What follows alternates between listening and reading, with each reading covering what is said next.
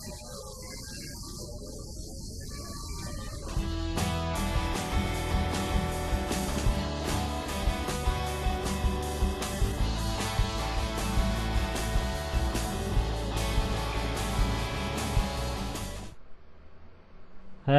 I'm Kev, Mr. Kerr, and welcome to Power Oversteer. And in today's episode, we are previewing the 2013 IndyCar Series finale. It is at the Fontana Auto Club Speedway in California. It's the MAVTV 500 IndyCar World Championship race, and it is the finale of the season, a long season, 19 race season, and it's an oval. It's going to be exciting.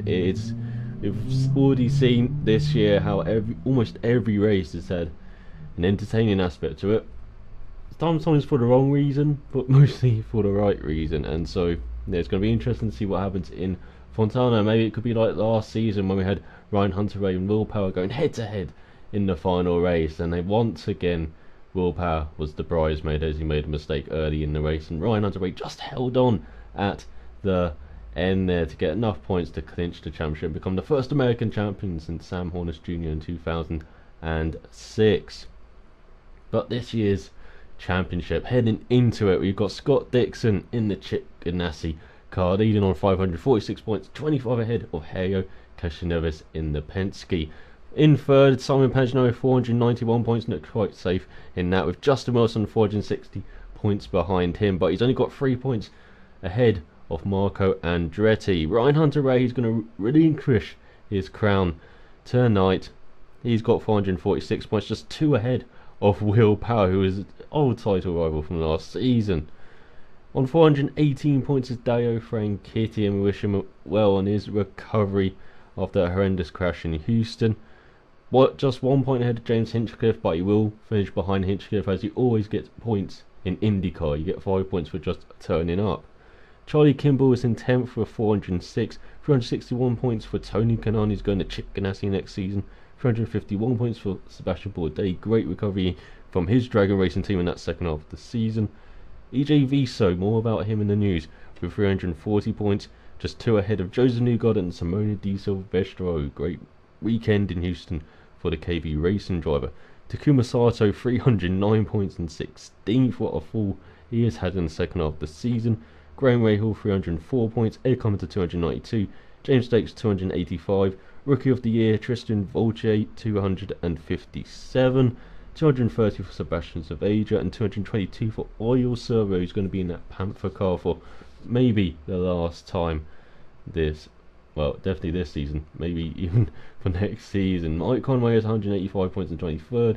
Tagiani, who's replacing Franchitti for this race, 163 points, and Briscoe on 100 in 25th, ahead of JR Hildebrandt, who's got 93 and will be in that Brian Herter back of the racing machine in the 98 car. So the news heading into this weekend, well, it's kind of lucky that this Power Oversteer is way overdue. I do apologise for that, and I do apologise for being back in the bum version.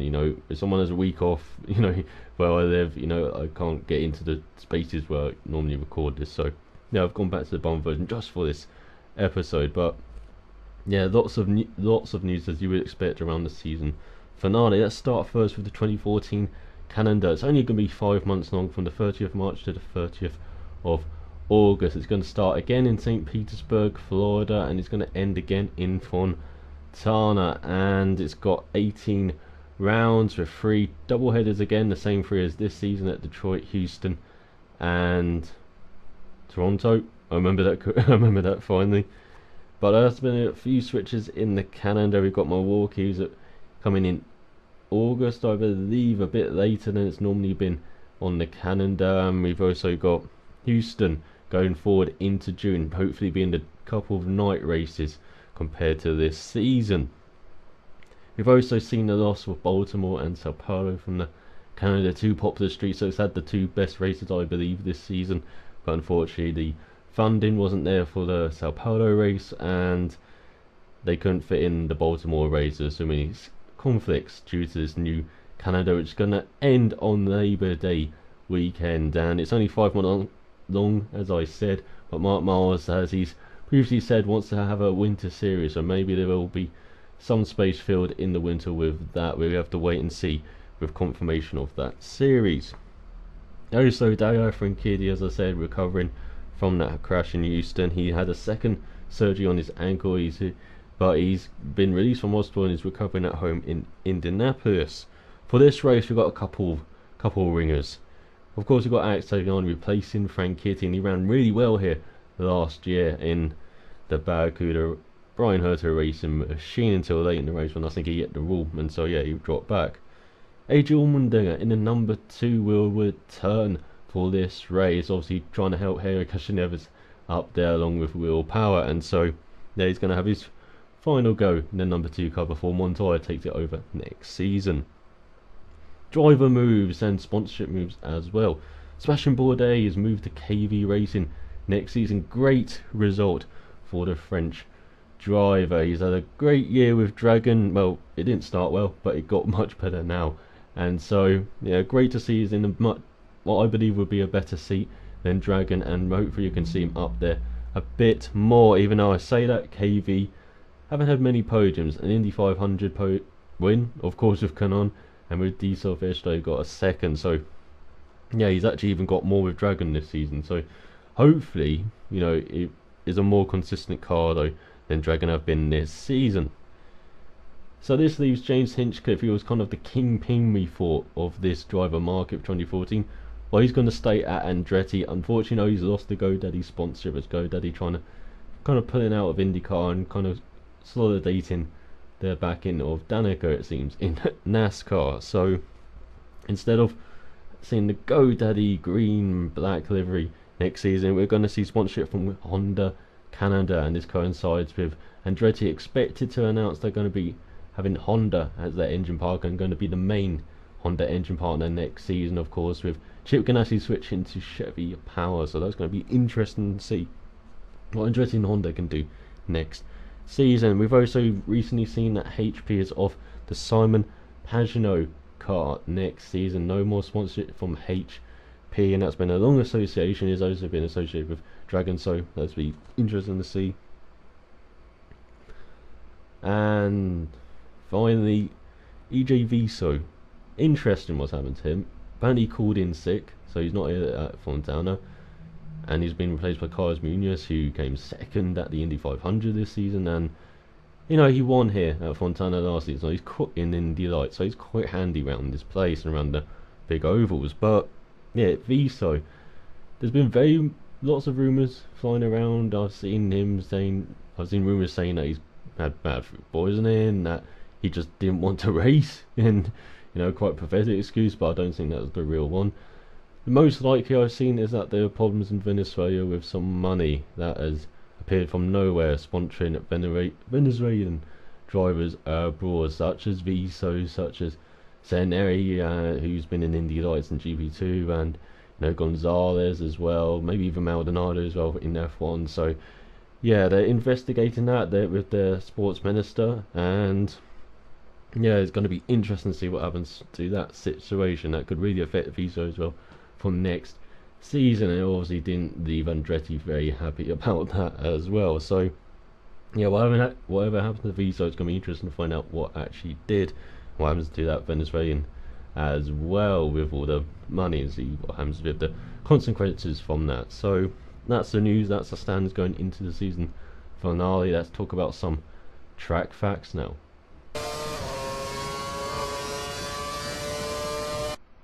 So, track facts about the MAVTV 500 IndyCar World Championships at the Auto Club Speedway in Fontana, Southern California. And yeah, that is quite a short name. So it is part of the Triple Crown along with the Indy 500 and what's going to be the Pocono 500 next season. And of course it goes for 500 miles, as you may have guessed. It is quite a long oval. It first opened in 1997, broke ground in 1995, and it was part of the old kart series from 1997 when it opened until 2003 when it was off the kart schedule after being cancelled that year due to wildfires in the San Bernardino Mountains. I apologize if I said that wrong, but yeah, it was on the calendar from 97 till 2002 basically, and then it was part of the IndyCar series as well then from 2002 till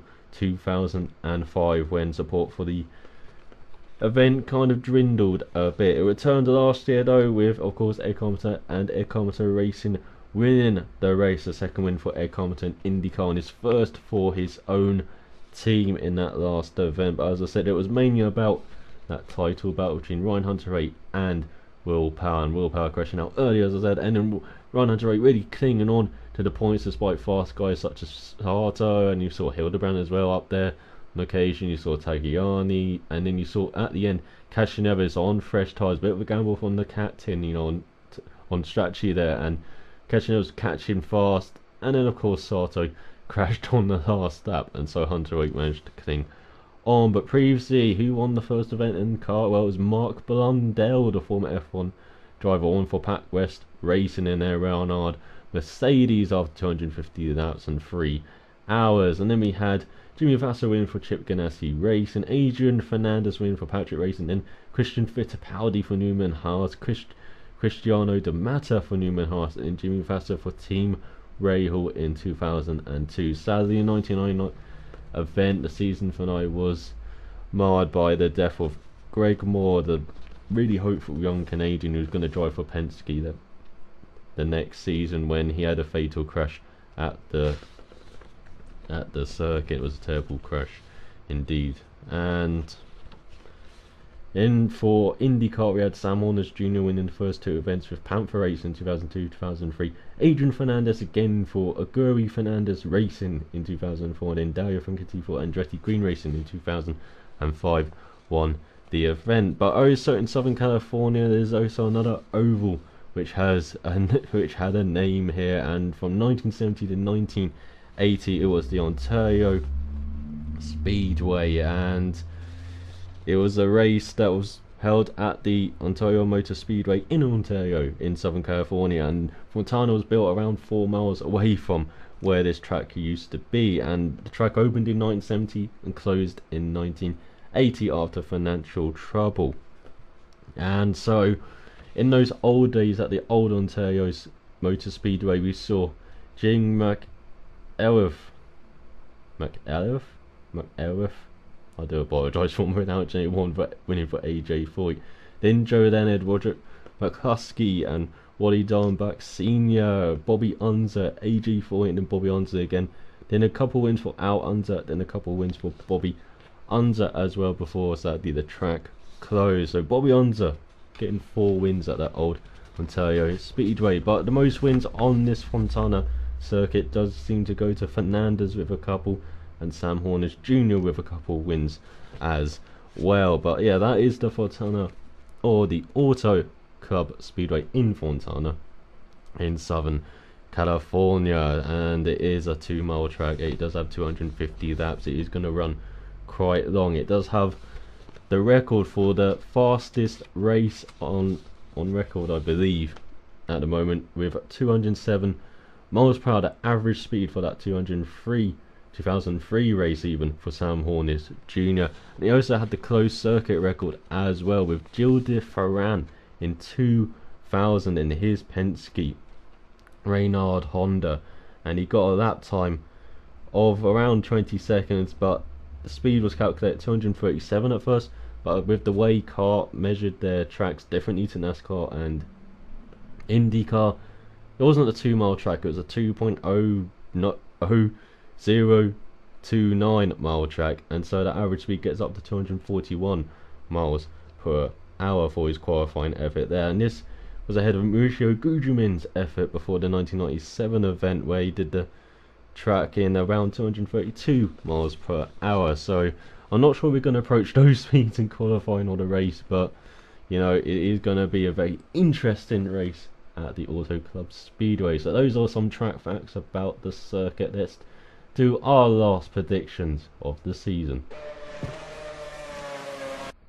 So predictions for the MAVTV 500 World Championship event at the Fontana Auto Club Speedway in Fontana, Southern California even. And so yeah, it's going to be very interesting to see what happens in the race, because in qualifying lots of cars got grid penalties for changing the engine, including Dixon and Castro Neves. So yeah, it's going to be very interesting to see what happens, but we do have willpower on pole for Penske, so they do have one of the rear gunners right up there. Allmendinger's also done well, as I've seen in practice, so yeah, expect Penske to be right up there, of course, and they've done well on the big ovals such as Texas and Indy as well, with Cashner right up there in 6th spot, Power up there in 8th as well, and Allmendinger as well in Indy finishing in 7th. So you know, we can expect Penske to be right up there. We're going to expect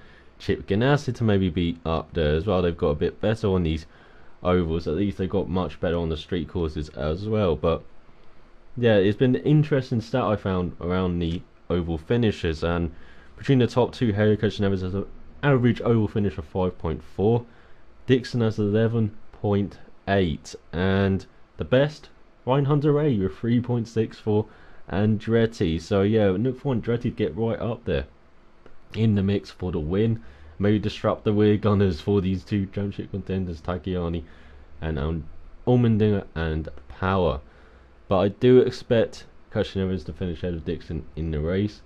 I just don't think he will finish enough ahead in the race, because to finish ahead of Power, ahead of Dixon, I mean in the championship in the race, he would have to get the bonus points, of course, for lap led, for most laps led probably would help, and that's if he doesn't want to win the race. If he wins the race, he's got to expect Dixon to finish around 8th or lower. If he doesn't win the race, he's got to expect Dixon to finish around 16th or lower. And so yeah, I don't see Dixon finishing down in 16th. I think he'll finish a bit better than that. So who else could disrupt, you know, the Penske Ganassi party at the front? Well, one of the Ganassi drivers said replacing Dario Franchitti is Alex Tagliani. He did quite well last year in this race as well for Brian Hurt, so expecting to be very good rear gunner for Dixon right up there. We could also look for Andretti, or as well as I said, with Hunter-Reay, with Andretti, with Hinchcliffe, with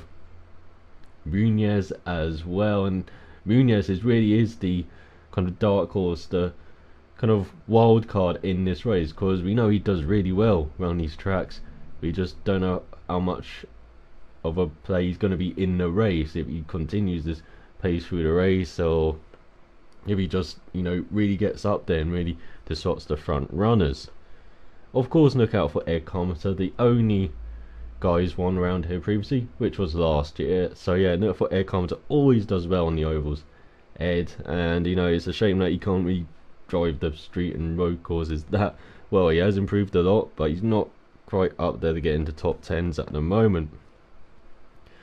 Also look for maybe even Dragon Racing to get up there. You know, they showed well last year with Catherine Nego, I remember, and so maybe look for Bourdais to even get up there. Look for KV Racing and Kanano, of course, and maybe even AJ Foyt with Takuma Sato. I know he's had a dreadful thing of the season, but there is pace there, and it may be a pace on the oval, and he showed that last year with Rahal.